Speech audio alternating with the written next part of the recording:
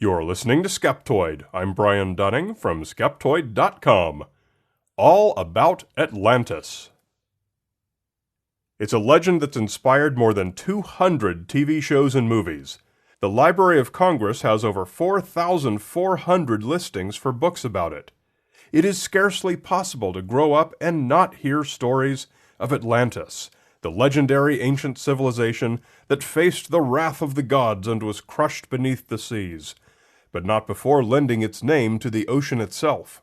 Today, we're going to look at the story of Atlantis, its origin and its influence, and come to a conclusion on whether any of the modern claims for its actual existence as a real civilization have any merit. The myth of Atlantis is, in the simplest terms, an Elvis sighting. When Elvis Presley was found unresponsive in his bathroom in 1977, doctors tried to revive him. He was pronounced dead at the hospital. He was autopsied. There is no doubt that he died on that day. It is an absolute fact. Any dispute of this is little more than philosophical gymnastics. And so when someone reports an Elvis sighting, we do not bother looking into it, because we already know that person is mistaken at best. Similarly, over the course of the 2,400 years since Plato wrote of Atlantis, and countless people have tried to match his fiction to some actual island or geographical structure, we already know that all such efforts are in vain. For Atlantis was never anything but an allegorical device used briefly by a philosopher who made up such things all day long, and this is as established a fact as is the death of Elvis Presley. So it's not surprising that Atlantis left us no art, no language, no literature, no foreign trade goods scattered about the Mediterranean, no currency. Such things exist for all ancient cultures, well outside their geographical boundaries, and they would have for Atlantis as well. If we take the details of Atlantis given by Plato and consider any other ancient civilization for which we have a similar level of detail, names and histories of people who lived there, the population and their possessions and the decorations on their buildings, the attire of their kings, without exception we find that innumerable other lines of evidence also survive of that society. But for Atlantis, not a single speck of this exists. Not a coin, not a shard of pottery, not a clay tablet, not a descendant language family, not a word mentioned by any historian. Nothing at all, except two mentions by a single philosopher who never traveled far, never did any archaeology, never would have been expected to make such a monumental discovery.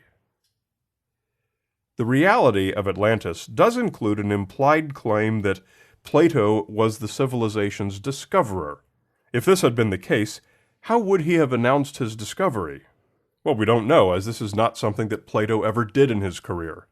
His only discussion of Atlantis came in two of his writings, a brief mention in his dialogue Timaeus, in which he asks for examples of the perfect society, and the politician and author Critias answers with Atlantis as an example of the antithesis of a perfect society. Plato brought up Atlantis again in his dialogue titled Critias, in which Critias launches into a lengthy and greatly detailed discussion of the island nation, its lands and people and history, describing it as a tale handed down from a man known to his great-grandfather. But Plato left the book incomplete for an unknown reason, literally cutting off in the middle of a sentence, and all that survives is this introductory fragment. Both dialogues include the same four characters, Socrates as the leader of the debate, plus Timaeus, who has his say in the first book, Critias, who has his say in the second book, and Hermocrates, who, from references in the texts, we infer was to be the main speaker in a third book to complete a trilogy which Plato never wrote. Timaeus and Critias were written around 360 BCE. These books are examples of works that we collectively describe today as Socratic dialogues, and were written by Plato and others of his contemporaries. Their basic form has Socrates, or occasionally someone else, leading a discussion in which he invites one or more opponents to present him with a moral argument. Socrates lets them have their say, which would often employ allegory. Then he deconstructs their argument to find its inconsistencies. The dialogues always end with that person seeing the error in their thought, and with Socrates having illuminated the path to true wisdom. They embody what we now call the Socratic method of philosophical questioning.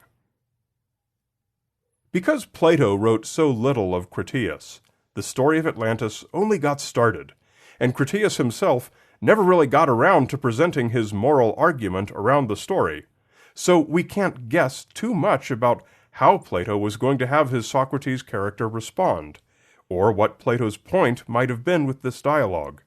One thing we can say for certain, however, is that this was a Socratic dialogue.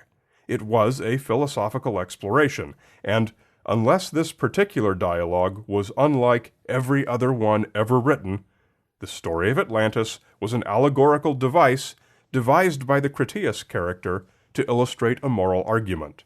To consider that it was instead a literal historical account of an actual civilization, oddly enveloped in a Socratic debate, is to grossly misunderstand who Plato was and what the dialogues were. Much of Greek mythology is profoundly entangled with philosophical allegory. Homer's epic poems, Plato's parable of the cave, Hercules at the crossroads, Neo-Pythagoreanism, Neoplatonism, indeed nearly everything about the Greek gods and their conflicts and interactions with humans was allegorical. Thus, that the evidence for Atlantis came from a Socratic dialogue tells us two things. First, that it had some larger intent other than as mere literal evidence of Atlantis being a real place, and second, and consequently, that it was actually evidence that Atlantis was not a real place. In both books, the character Critias states that the great battle between Athens and Atlantis had happened some 9,000 years prior, or more than 11,000 years ago from today. The imperial Atlanteans had taken over the Mediterranean as far as Italy to the north and Egypt to the south. Alone among all nations, Athens fought back the invaders, and upon their mighty triumph, Zeus punished the Atlanteans by sinking their island into the sea. A war of such epic proportions would not have escaped the notice of every historian in the ancient world, so we can conclude that this sole event for which Atlantis is known did not take place. And certainly nothing like it took place 11,000 years ago, as the human populations in the region at the time consisted only of pre-civilization Stone Age people, with no known population centers.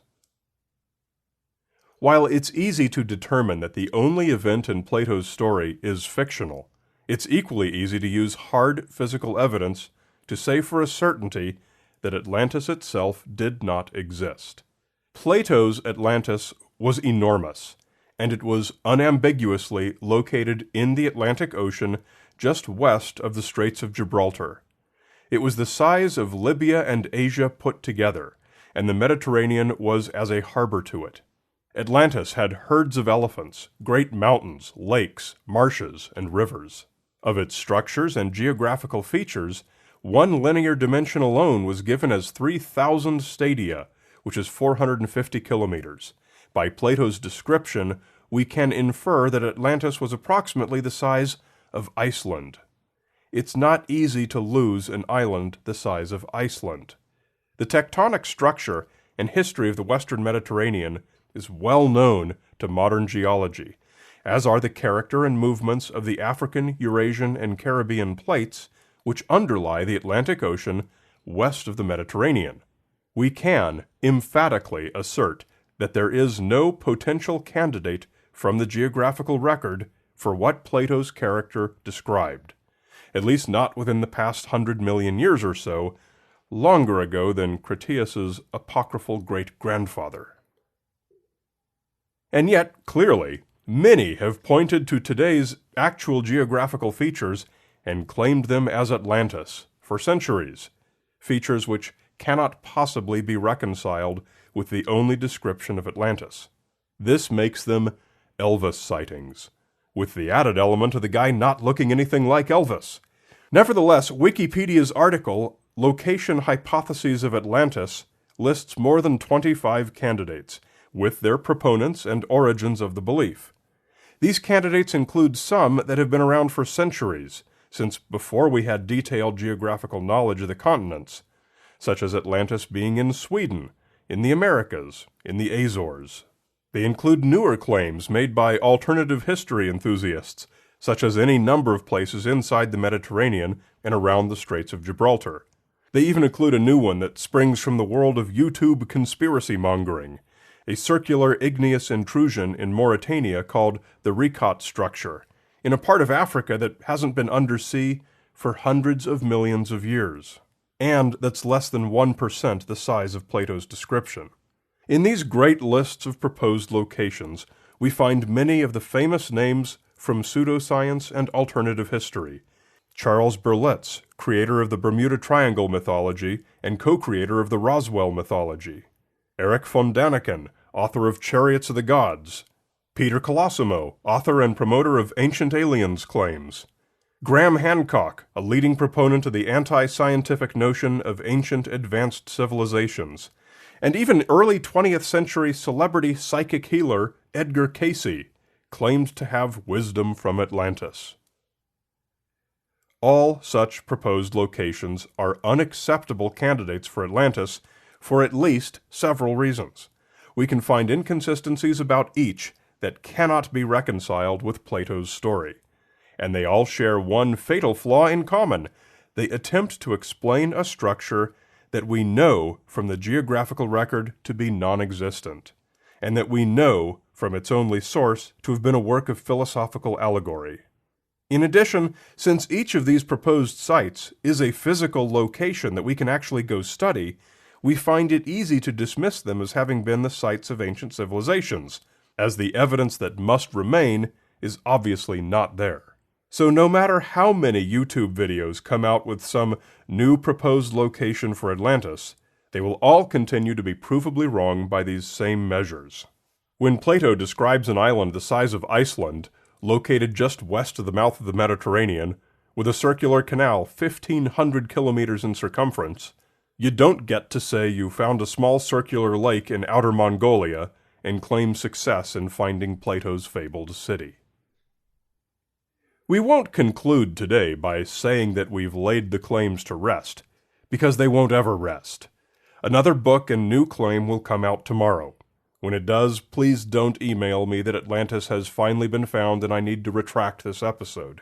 The same allure of ancient miracles that's kept von Däniken and Graham Hancock rolling in book sales for decades is now keeping YouTube conspiracy videos high on the list of what's trending, and will continue to mesmerize tomorrow's alternative theorists. There is a great irony in that we never really got to learn what point Plato intended to make with his story, since he discontinued the book so abruptly. He never really got to have his say with Atlantis, and yet it ended up being his work that had the biggest impact on popular culture. By saying almost nothing, he said the most. A great big Skeptoid shout-out to premium supporters Ronald Hayden, Janet Uter, Darren in Don Valley, Australia, and David Rickard. Thank you for making nonprofit science communication a reality and bringing critical thinking, Socratic or otherwise, to our worldwide audience. If you'd like to get your own shout-out here on the show, just come to Skeptoid.com and visit the members portal and click on Shoutouts. Let us all do this, such that we might wash over the entire planet like the waves that consumed Atlantis, shouting our scorn for Zeus until our very last breath. You're listening to Skeptoid, a listener-supported program. I'm Brian Dunning from Skeptoid.com.